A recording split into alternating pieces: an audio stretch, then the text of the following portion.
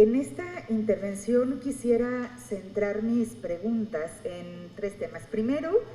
en lo que establece la propia Ley General de Salud y las facultades del INSABI,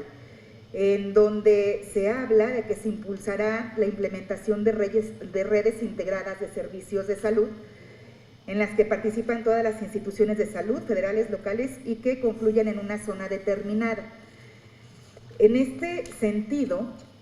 se ha señalado que las redes integradas cuentan con atención centrada en la persona, que es más amplia que la atención centrada al paciente y son basadas en la atención primaria, como lo mencionó incluso usted en su exposición. Y entonces, si nos pudiera compartir cuáles y cuántas regiones existen o quiénes son los titulares de esas coordinaciones y las redes integrales de servicios de salud tienen como característica la atención primaria, qué pasa con los ciudadanos que requieren ya un nivel de atención de especialidades. Hay otro tema en el que yo le he dado especial seguimiento desde el mes de mayo y que es el tema de los médicos cubanos.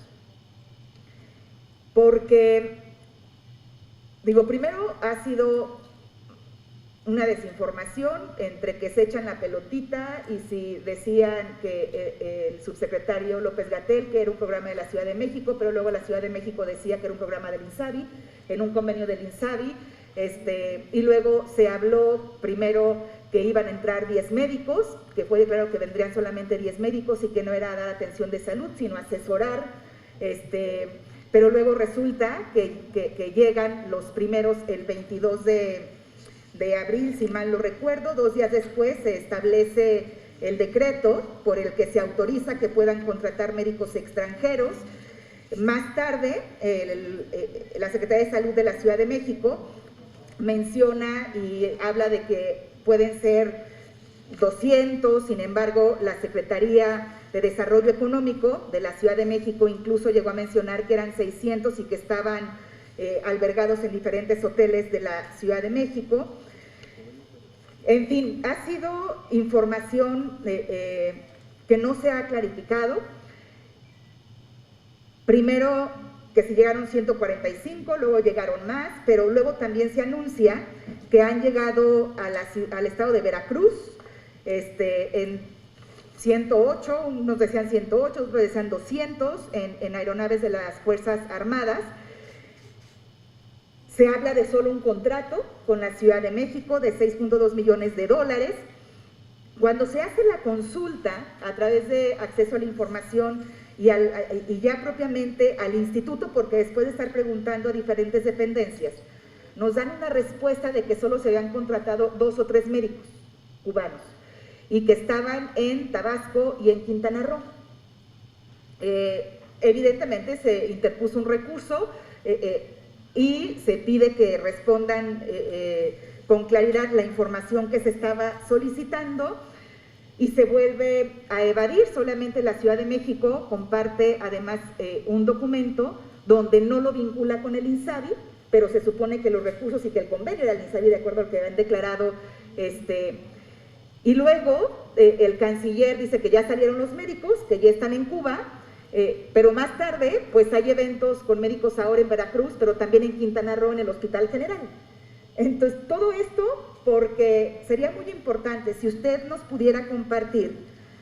pues finalmente cuántos médicos y el INSABI, porque todo fue, y así lo dijeron a través de convenios con el INSABI, cuántos médicos cubanos se contrataron en nuestro país, en qué entidades de la República estuvieron o siguen estando, cuánto es lo que se le pagó tanto al gobierno y cuánto recibió cada uno de estos médicos que vinieron a prestar sus servicios y cuál es el estatus del convenio que se pueda tener. También, y ya con esta última pregunta concluyo, tiene que ver con las enfermedades raras, las enfermedades lisosomales que se cubren del Fondo de Gastos Catastróficos, y tengo conocimiento que desde hace ya varios meses hay pacientes de Fabri que en el estado de Tabasco no pueden recibir su tratamiento y que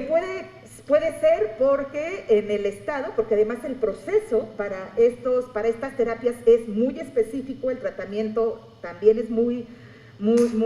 especial, y en la adquisición sí se concentra también desde la compra consolidada, o se sigue cada entidad y cada hospital que atiende y que está acreditado para atender enfermedades raras hace sus propios requerimientos y compras. Y cómo poder garantizar a los pacientes de estas enfermedades que su tratamiento no les va a faltar, porque sin duda caen en desgracias y hay una atención permanente. Y la otra pregunta es si se consideran incorporar más enfermedades al Fondo de Salud para el Bienestar, que si bien corresponde al Consejo de Salubridad General,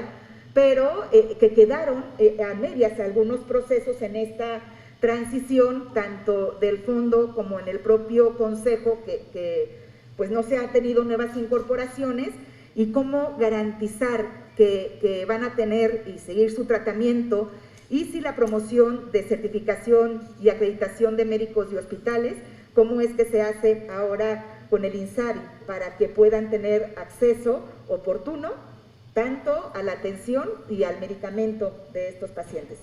Muchas gracias por sus respuestas.